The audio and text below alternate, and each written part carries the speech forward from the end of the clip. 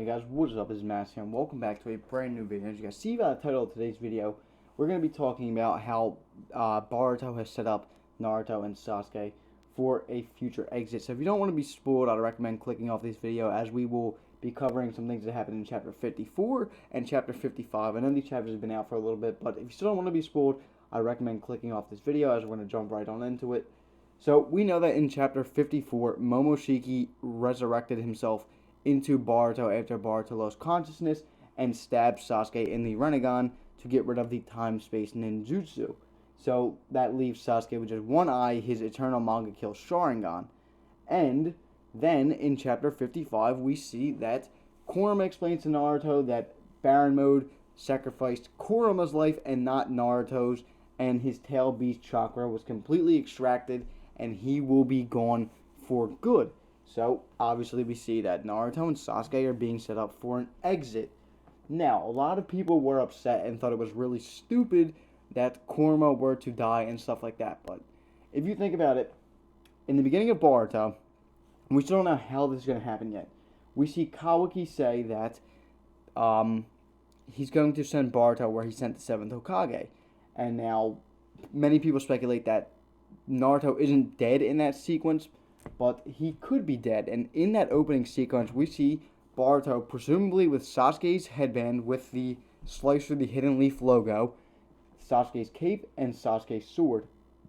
Now, the deaths of these characters would definitely play a major role, because Sasuke dying would likely lead to Sarada awakening her manga kill Sharingan, and she would only have the Eternal in one eye, technically, because Sasuke can't give her the Rinnegan anymore, as, like I said, his space-time ninjutsu's gone, and I don't think there's even a possible way to unlock the Rinnegan at this point anymore. So there's no way, unless he uses Izanagi, I believe. I always get Izanagi and Izanami mixed up. But if he uses it on his eye, which I doubt he would do, because I think that would maybe sacrifice his Sharingan. I could be wrong, don't quote me on that. I'm not too qualified on the Uchiha Dojutsu jutsus and stuff like that, so don't quote me on that. So Sarada would really be able to get the Eternal in one eye, because if Sasuke were to give her the Rinnegan, all that's thrown out now, because obviously they're descaling him and Naruto, and obviously Naruto losing Kurama was big. He still has Sage Mode, and they both still have their 6-pass chakra and stuff like that. So it's not like they're just completely useless now. But obviously they're setting them up for their demise and departure from the series, because this is Boruto's story. It is stated by Boruto that it is his story, not his father's story. Now, his father may be involved in the story, but like I said, for character development and stuff like that, it makes sense as to why they are setting them up for this potential demise or even departure from the series, because in some way, the new generation will always surpass the old generation, if that makes sense. Because if you think about it, Naruto surpassed Minato and Jiraiya, and arguably Sasuke surpassed Itachi, and I guess Madara maybe. I don't really know if he surpassed Madara, but you get what I'm saying. There's going to always be someone that comes along and takes the throne, I guess you could say.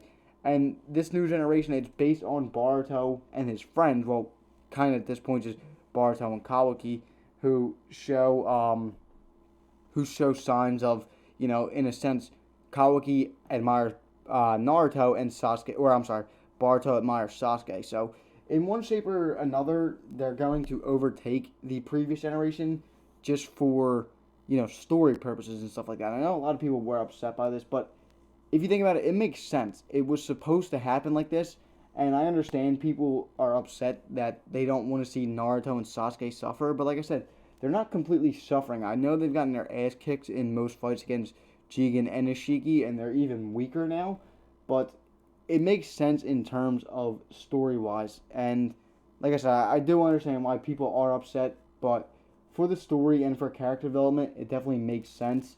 Let me know in the comments if you guys are upset by this. I was upset that Kurama died because, Kurama's been there throughout the entirety of the series, and seeing Naruto befriend him was cool. But, like I said, at the end of the day, it does make sense, because the new generation will surpass the old generation in terms of story and for character development. and there's not really that much else to it. We kind of knew that they were going to die one way or another, whether we were to see it or not see it, whether it would just happen. But, either way, it'll be sad, and I know a lot of people aren't ready for it. I definitely am not ready for it. But if you guys did enjoy, remember to leave a like, comment, subscribe. I'm out of here, guys. Thank you all for watching. Peace.